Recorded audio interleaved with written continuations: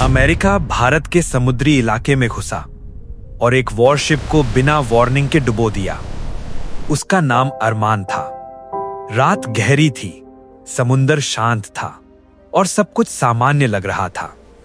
Iris Dana धीरे धीरे अपने रास्ते पर बढ़ रहा था।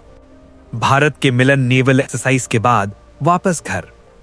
डेक पर खड़ा अरमान दूर क्षितिज को देख रहा था। उसके चेहरे पर हल्की थकान थी, लेकिन अंदर एक सुकून भी। मिशन खत्म हो चुका था, अब बस घर जाना था।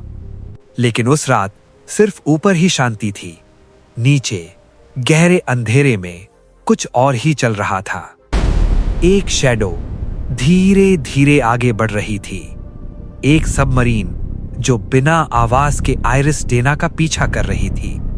कोई सिग्नल नहीं, कोई वार्निंग नहीं, सिर्फ एक साइलेंट ट्रैकिंग। ऊपर अरमान अपने साथी के साथ खड़ा था, हल्की सी मुस्कान, एक नॉर्मल पल जो बस कुछ ही सेकंड का मेहमान था। नीचे एक स्क्रीन पर लाल बिंदु ब्लिंक कर रहा था। टारगेट लॉक, फैसला लिया जा चुका था। एक कमांड और फिर सब कुछ बदल गया। समुंदर के अंदर से एक टॉर्पीडो निकला, तेज, सीधा, बिना रुके। किसी को समझने का मौका तक नहीं मिला और फिर एक जोरदार एक्सप्लोजन।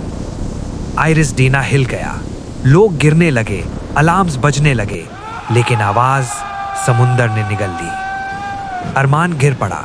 उसने संभलने की कोशिश की, लेकिन जहाज अब टूट रहा था। चारों तरफ अराजकता थी, आग, पानी और डर। उसने आखिरी बार आसमान देखा और फिर सब कुछ पानी में बदल गया।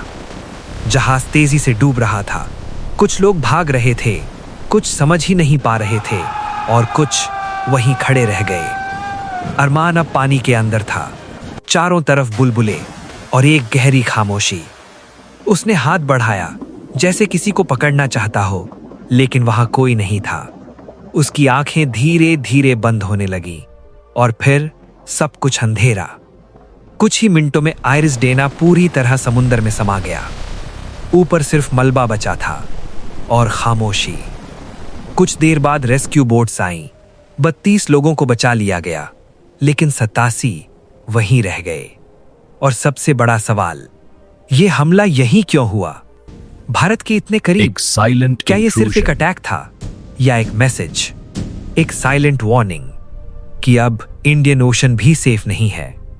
आज अरमान था, कल कोई और हो सकता है, और शायद अगली कहानी और भी करीब होगी।